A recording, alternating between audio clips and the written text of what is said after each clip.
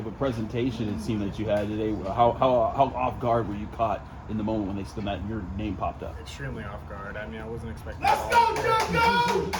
Yeah! The only thing on my mind was punt is period 10 now instead of period 3, so it caught me completely off guard. I was getting ready to go into the special teams portion of the morning, and then all of a sudden I see my face pop up, and just in shock. So that's all I can really say. What can you say about Pat Narduzzi's acting abilities? Because he seemed like he was playing for a while. They were fantastic. I mean, at first I was like, man, I felt bad for Chad getting ripped. I was like, Chad getting ripped this early in the morning. I was like, that's not a good start to the day.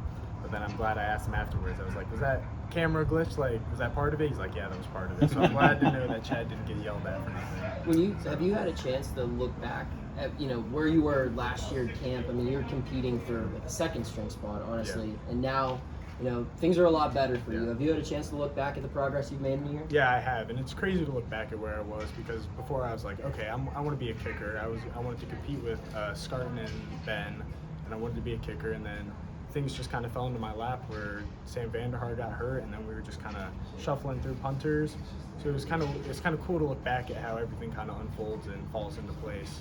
But not only that, looking back to like when I was a little kid, coming to games, just like watching from up in the stands with Coach LaSala's family, and just like coming to these camps when I was a little kid. It's crazy to look back at just everything overall and just be like, wow, I'm here right now, blessed to just be on the team, and more than that, just be on scholarship now. Did your grandpa's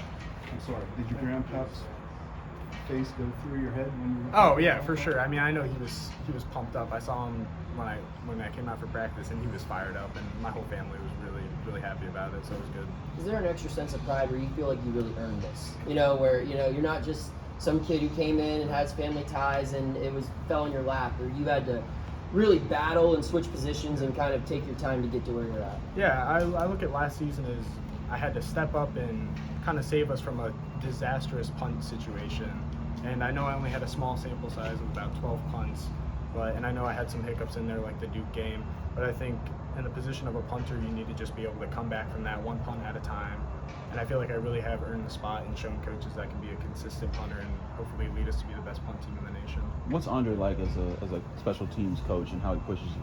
Oh, he's fantastic. I mean, if I didn't have him pushing me, he tells you how it is. Like, if you have a bad punt, he'll say, hey, that was a terrible punt, it needs to be better. And I think with a coach not sugarcoating things, it really means a lot and helps push you as a player. Anything else? What was the competition like with Jeff York, and how was he pushing you to be better? Oh, he's a great punter. I mean, it just came down to just overall consistency, I think. I mean, he's a great guy, and there was no animosity between us. It was just, you just go out and punt, and just whoever the best man is gets the job. And I think we can stay friends and just work together too. So. Thank you.